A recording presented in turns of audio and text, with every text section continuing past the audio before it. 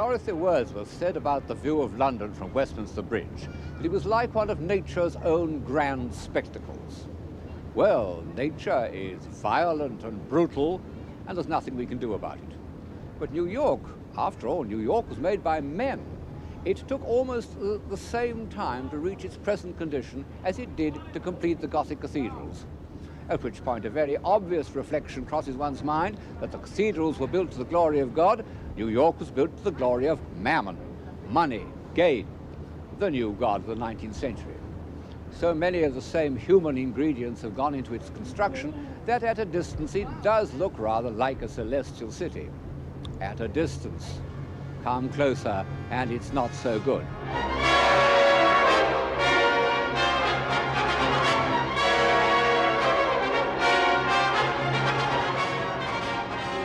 Behind this grim uniformity lurks an even grimmer poverty, and problems that seem almost insoluble.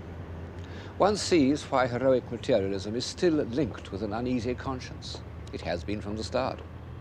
I mean that, historically, the first discovery and exploitation of those technical means which made New York possible coincided exactly with the first organized attempt to improve the human lot.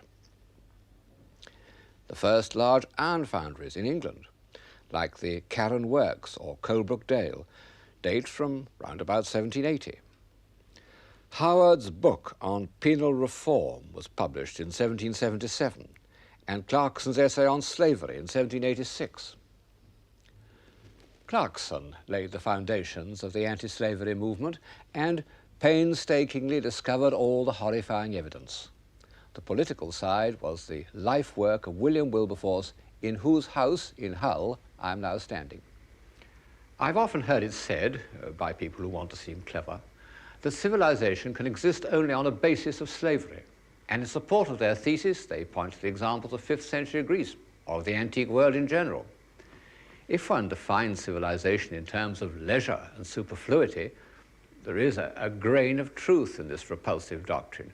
But I have tried throughout this series to define civilization in terms of creative power and the enlargement of human faculties. And from that point of view, slavery is abominable. Well, so for that matter is abject poverty. Poverty, hunger, plagues, disease, they were the background of history right up to the end of the 19th century, and most people regarded them as inevitable, like bad weather. Nobody thought they could be cured.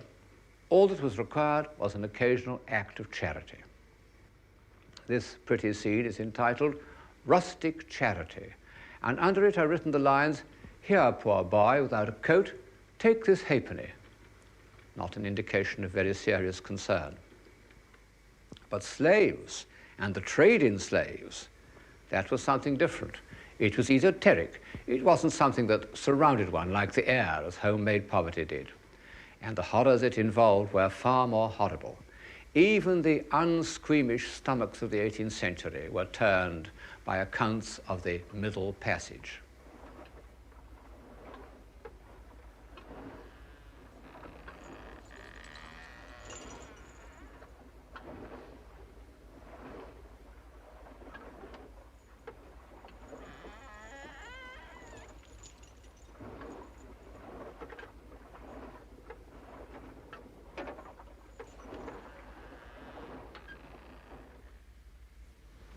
This is one of the irons used for branding the slaves on chest and back with the proprietor's initials.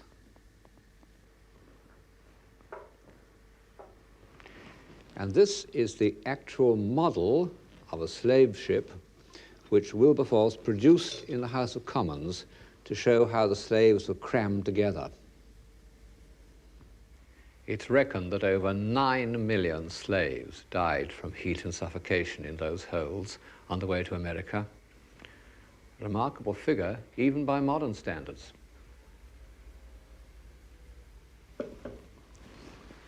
The anti-slavery movement became the first communal expression of the awakened conscience. It took a long time to succeed.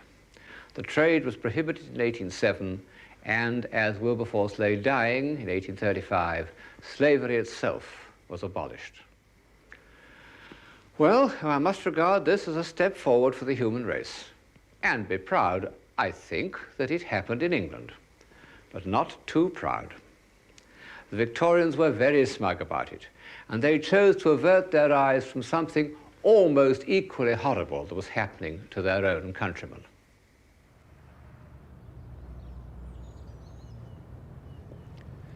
England had entered the war against Napoleon in the first triumphant consciousness of its new industrial powers.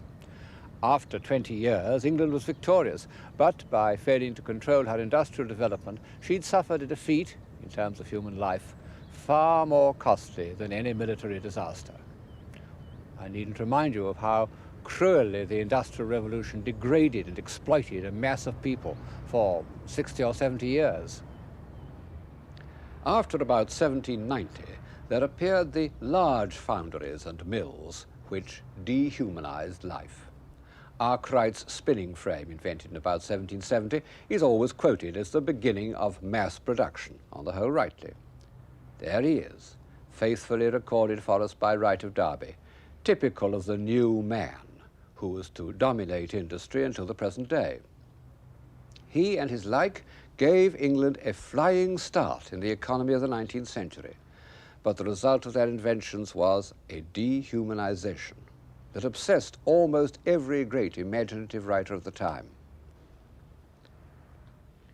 From the start, poets had recognized the nature of the satanic mills.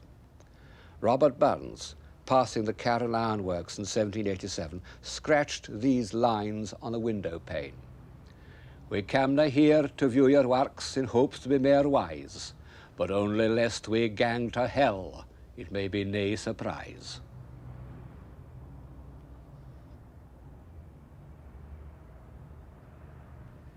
This new religion of gain had behind it a body of doctrine without which it could never have maintained its authority over the serious-minded Victorians. Its sacred books, the works of Malthus on population and Ricardo on economics, were taken as gospels by pious men who used them to justify actions they would never have thought of defending on human grounds. Hypocrisy? Well, hypocrisy has always existed, wherewith great comic writers have been without it, from Molière downwards. But in the 19th century, with its insecure middle class dependent on an inhuman economic system, there was mass hypocrisy on an unprecedented scale. For the last 40 years or so, the word hypocrisy has been a sort of label attached to the 19th century, just as frivolity was attached to the 18th century, and with about as much reason. The reaction against it continues. And although it is a good thing to have cleared the air, I think that the reaction has done harm by bringing into discredit all professions of virtue.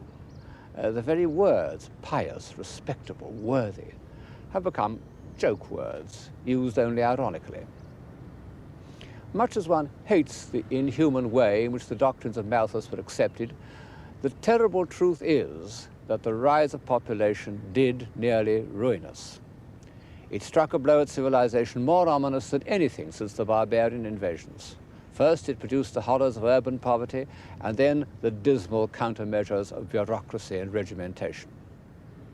It must have seemed, may still seem, insoluble. And yet this doesn't excuse the callousness with which prosperous people ignored the conditions of life among the poor, on which, to a large extent, their prosperity depended. And this in spite of the most detailed and eloquent descriptions that were available to them. I need mention only two: Engels's Conditions of the Working Class, written in 1844, and the novels written by Dickens between 1838 and 1854, between Nicholas Nickleby and Hard Times. Engels's book is presented as documentation, but it is in fact the passionate cry of a young social worker, and as such it provided and has continued to provide the emotional dynamo of Marxism. Marx read Engels. I don't know who else did. That was enough. But everybody read Dickens. The pictures you are looking at are by the French artist Gustave Doré, whose illustrated books on London appeared in 1872. You see, things hadn't changed much since the 40s. Perhaps it took an outsider to see London as it really was, and it needed someone of Dorré's marvellous graphic skill to make this great slice of human misery credible.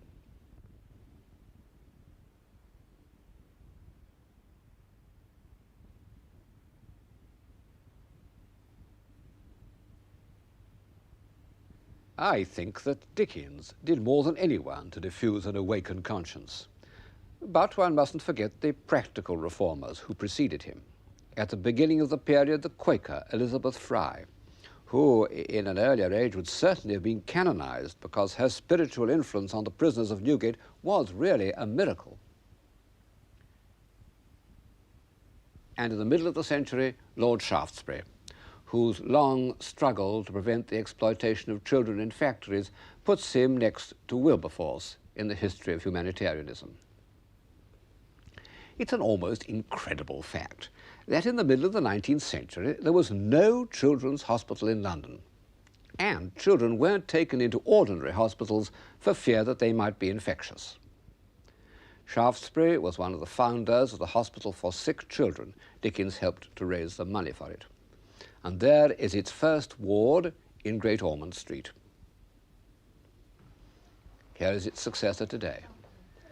And as I look at it, I'm more than ever convinced that humanitarianism was the great achievement of the 19th century. We're so much accustomed to the humanitarian outlook that we forget how little it counted in earlier ages of civilization. Ask any decent person in England or America today what he thinks matters most in human conduct. 5 to 1, his answer will be kindness. It's not a word that would have crossed the lips of any of the earlier heroes of this series. If you'd asked St. Francis what mattered in life, he would, we know, have answered chastity, obedience, and poverty. If you'd asked Dante or Michelangelo, they might have answered disdain of baseness and injustice, but kindness, never. Nowadays, I think we underestimate the humanitarian achievement of the 19th century. We forget the horrors that were taken for granted in early Victorian England, the hundreds of lashes inflicted daily on perfectly harmless men in the army and navy, the women chained together in threes, rumbling through the streets in open carts on their way to transportation. These and other even more unspeakable cruelties were carried out by agents of the establishment, usually in defense of property. Some philosophers tell us that humanitarianism is a weak, sloppy, self-indulgent condition, spiritually much inferior to cruelty and violence. And this point has been eagerly accepted by novelists, dramatists, and theatrical producers. Of course, it's true that kindness is to some extent the offspring of materialism, and this has made anti-materialists look at it with contempt as a product of what the German philosopher Nietzsche called a slave morality. He would certainly have preferred the other aspect of my subject, the heroic self-confidence of the men for whom nothing was impossible, the men who forced the first railways over England.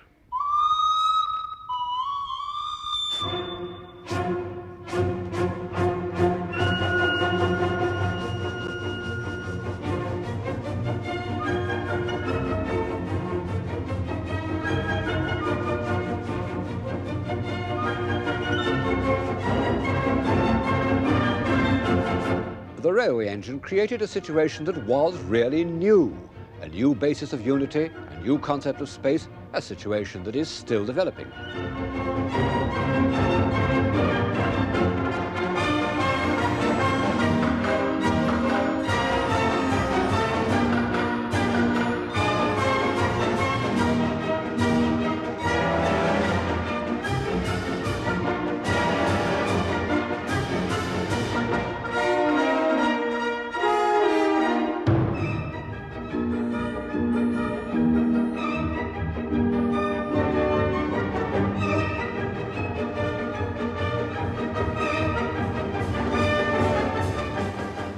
The 20 years after Stephenson's rocket had made its momentous journey along the Manchester-Liverpool Railway were like a great military campaign. The will, the courage, the ruthlessness, the unexpected defeats, the unforeseen victories. The Irish navvies who built the railway were like a grande armée, ruffians who yet had a kind of pride in their achievement.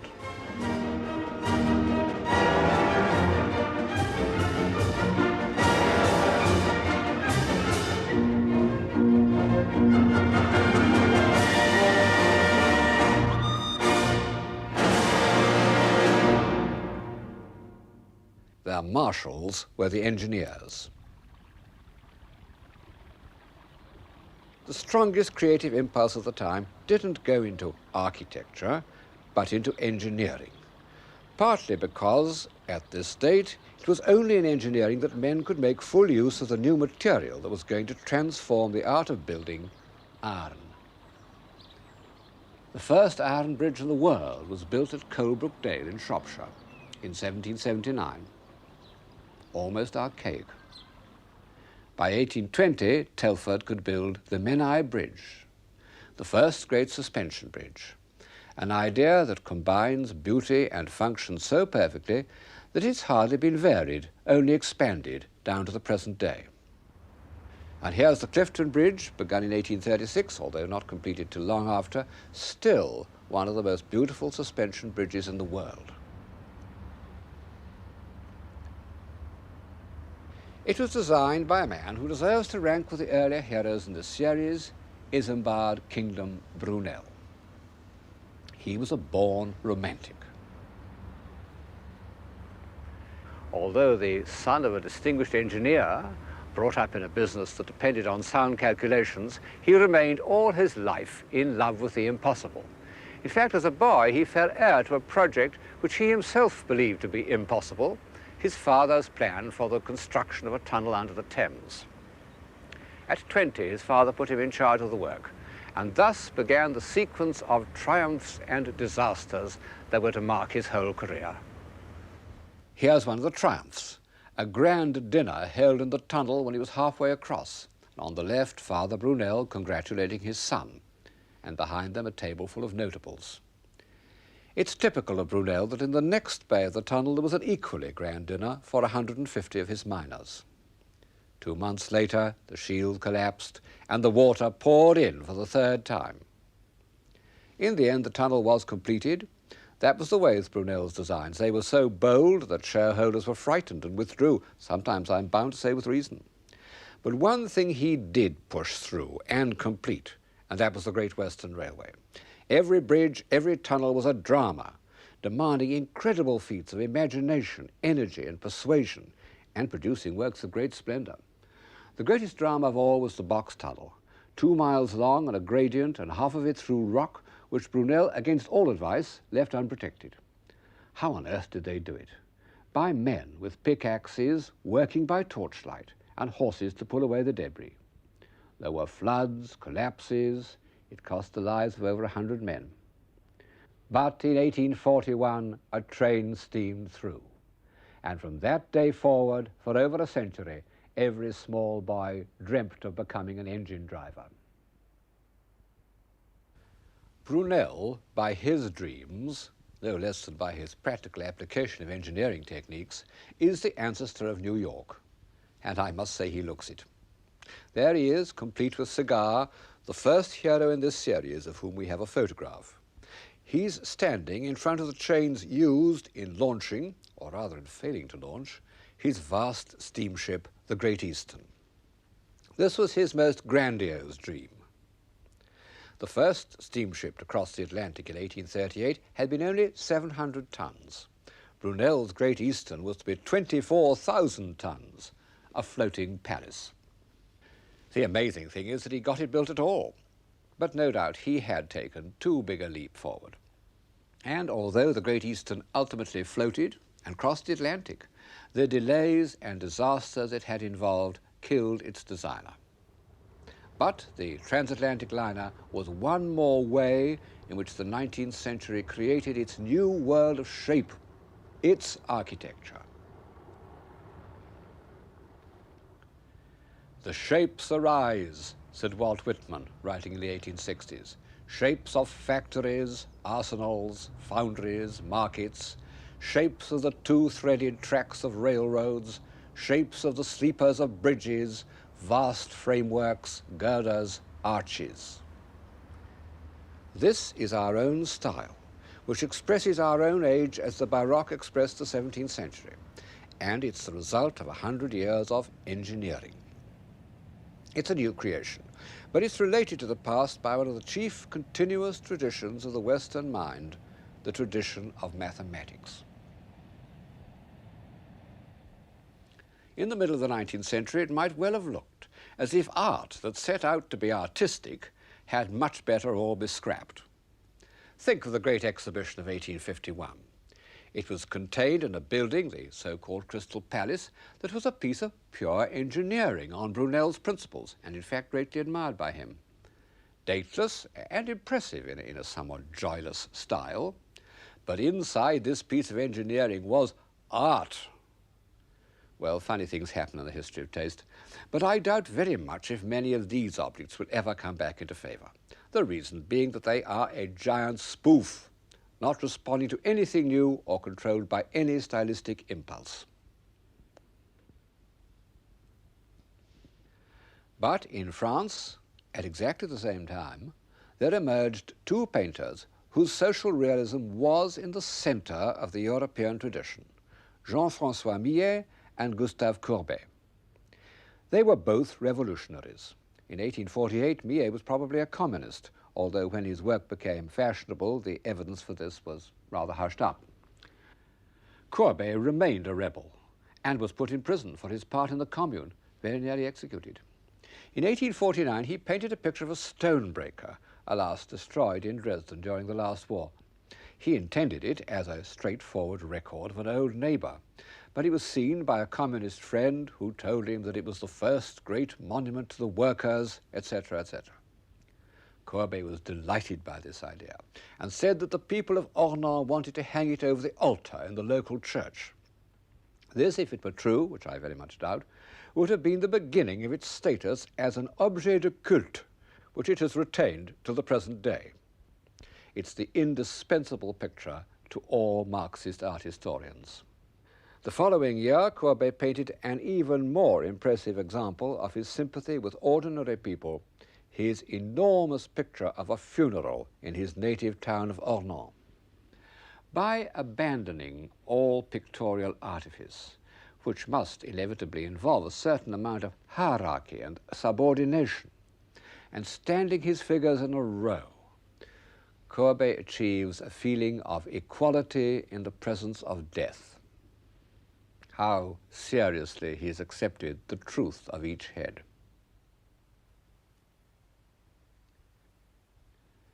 But I mustn't leave you with the notion that the relationship between art and society is as simple and predictable as this. A pseudo-Marxist approach works fairly well for the decorative arts and for mediocrities. But artists of real talent always seem to slip through the net and swim away in the opposite direction.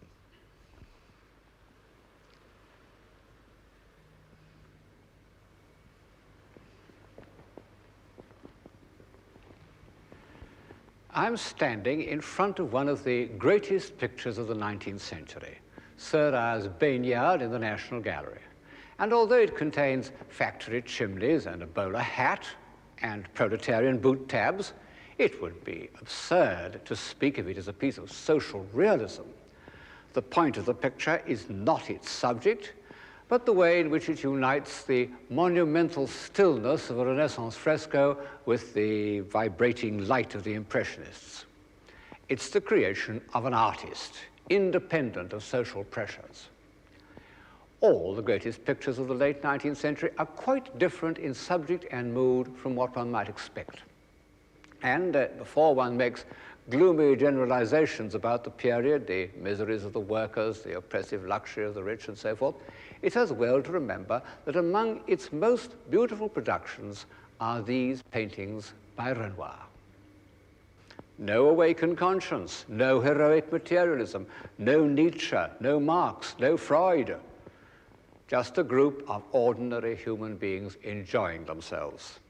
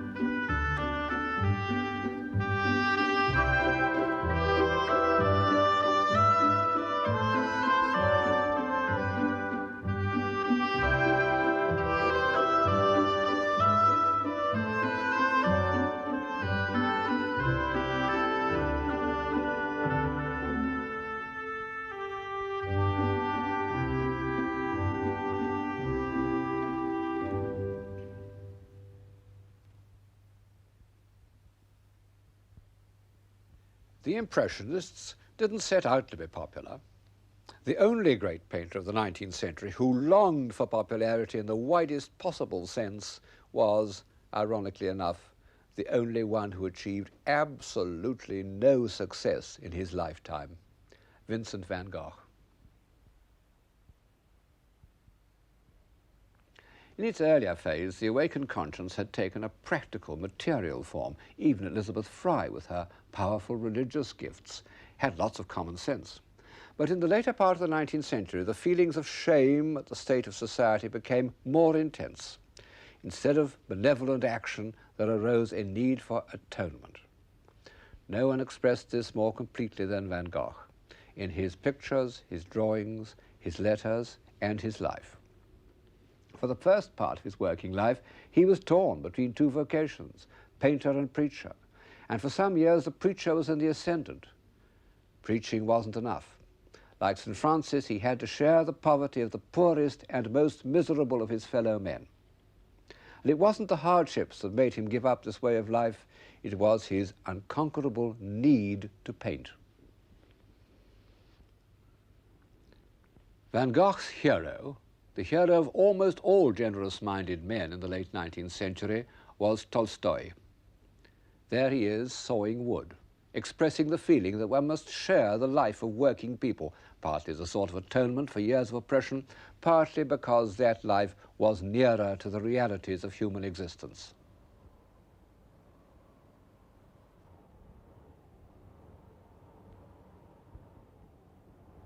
Tolstoy towered above his age, as Dante and Michelangelo and Beethoven had done. His novels are marvels of sustained imagination. His doctrines are full of contradictions. He wanted to be one with the peasants, yet he continued to live like an aristocrat. He preached universal love, but he quarreled so painfully with his poor demented wife that at the age of 82 he ran away from her.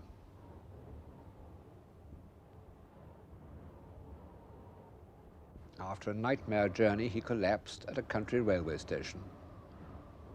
He was laid out on a bed in the station master's house. Almost his last words were, "How do peasants die?" There he died, with all the horrors of modern publicity stewing outside the station. After his death, when the peasants were singing a lament, soldiers were sent in with drawn swords to stop them from mourning the subversive infidel. However, there was no way of preventing the funeral.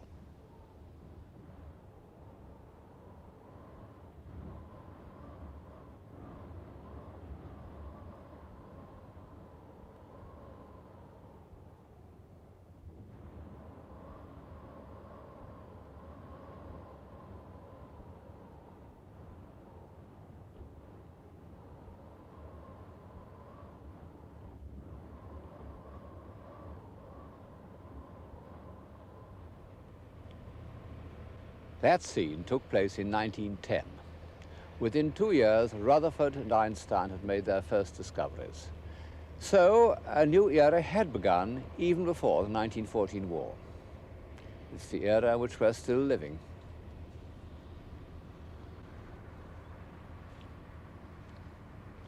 The radio telescope at Jodrell Bank. Of course, science had achieved great triumphs in the 19th century, but nearly all of them had been related to practical or technological advance. For example, Edison, whose inventions did as much as any to add to our material convenience, wasn't what we should call a scientist at all, but a supreme do-it-yourself man. But from the time of Einstein, Niels Bohr, the Cavendish Laboratory, science no longer existed to serve human needs, but in its own right. When scientists could use a mathematical idea to transform matter, they had achieved the same quasi-magical relationship with the material world as artists. In this series, I've followed the ups and downs of civilization historically, trying to discover results as well as causes. Well, obviously, I can't do that any longer. We have no idea where we are going. And sweeping, confident articles on the future seem to me the most intellectually disreputable of all forms of public utterance. Scientists who are really qualified to talk have kept their mouths shut. J.B.S. Haldane summed up the situation when he said, "My own suspicion is that the universe is not only queerer than we suppose, but queerer than we can suppose." 3, 2, 1, 0.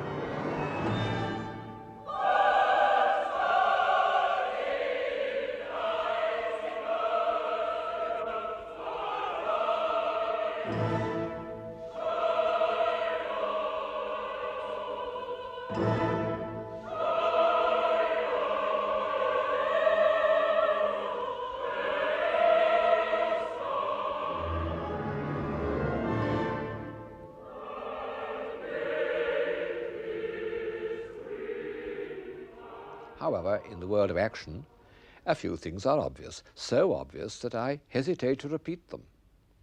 One of them is our increasing reliance on machines. They have really ceased to be tools and have begun to give us directions.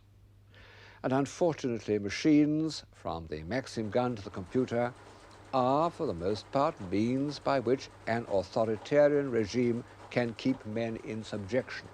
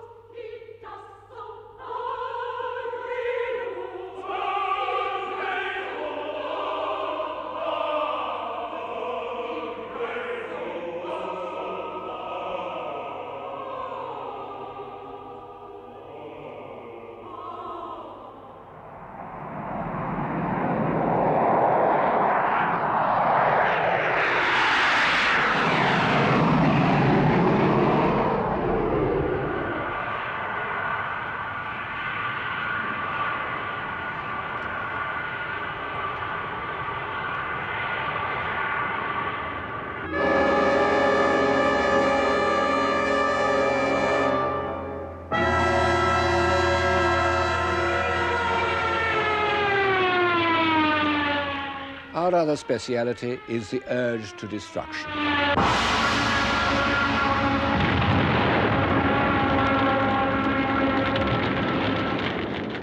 With the help of machines, we did our best to destroy ourselves in 2 wars, and in doing so, we released a flood of evil.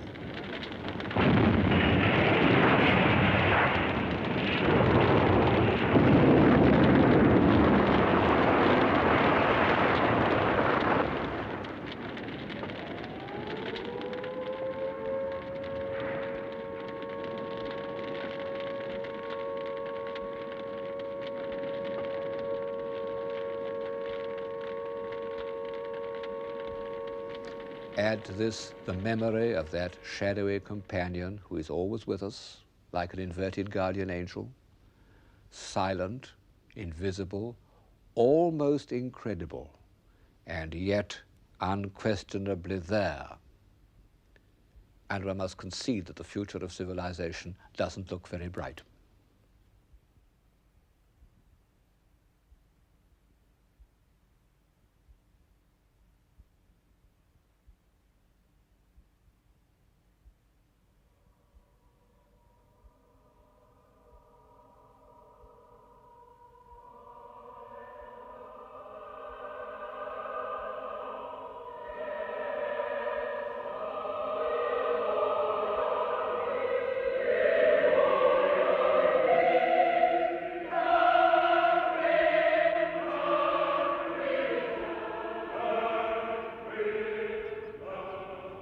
And yet, when I look at the world about me in the light of these programs, I don't at all feel that we're entering on a new period of barbarism. The things that made the Dark Ages so dark, the isolation, the lack of mobility, the lack of curiosity, the hopelessness, don't obtain at all. I'm at one of our new universities, the University of East Anglia.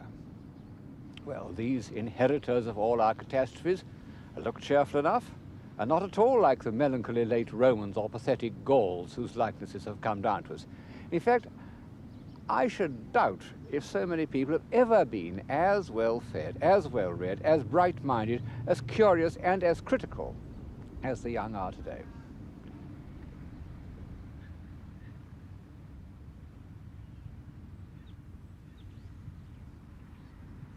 Of course, there's been a little flattening at the top. But you know, one mustn't overrate the culture of what used to be called top people before the wars. They had charming manners, but they were as ignorant as swans. They knew a little about literature, less about music, nothing about art, and less than nothing about philosophy. The members of a music group or an art group at a provincial university would be 10 times better informed and more alert. When the light is real, and children strawberries through the field, and school was never free. Strawberries through the field, and school was never free. Then, oh then, oh then, oh then, oh then, my true love sang.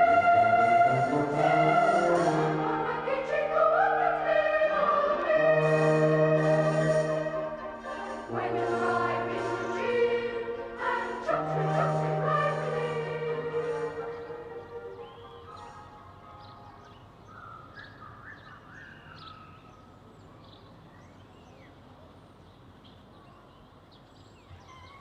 Well, naturally, these bright-minded young people think poorly of existing institutions and want to abolish them. One doesn't need to be young to dislike institutions. But the dreary fact remains that even in the darkest ages, it was institutions which made society work. And if civilization is to survive, society must somehow be made to work. At this point, I reveal myself in my true colors as a stick in the mud. I hold a number of beliefs that have been repudiated by the liveliest intellects of our time. I believe that order is better than chaos, creation better than destruction. I prefer gentleness to violence, forgiveness to vendetta. On the whole, I think that knowledge is preferable to ignorance, and I am sure that human sympathy is more valuable than ideology. I believe that in spite of recent triumphs of science, men haven't changed much in the last 2,000 years. And in consequence, we must still try to learn from history. History is ourselves. I also hold one or two beliefs that are more difficult to put shortly. For example, I believe in courtesy, the ritual by which we avoid hurting other people's feelings by satisfying our own egos. And I think we should remember that we are part of a great whole, which, for convenience, we call nature. All living things are our brothers and sisters.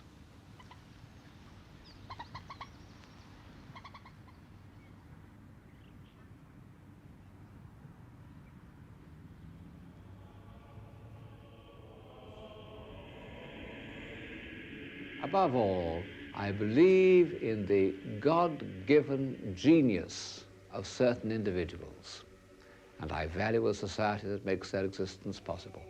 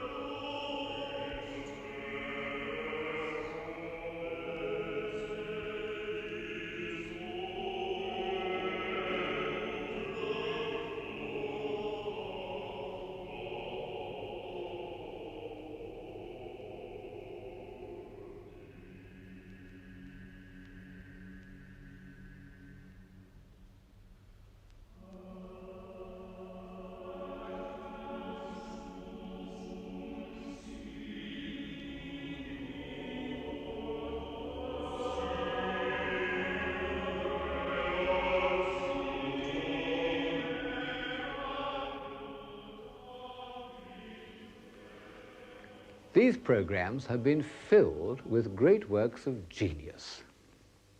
In architecture, sculpture and painting, in philosophy, poetry and music, in science and engineering. There they are. You can't dismiss them. And they're only a fraction of what Western man has achieved in the last 1,000 years. Often after setbacks and deviations at least as destructive as those of our own time. Western civilization has been a series of rebirths. Surely this should give us confidence in ourselves.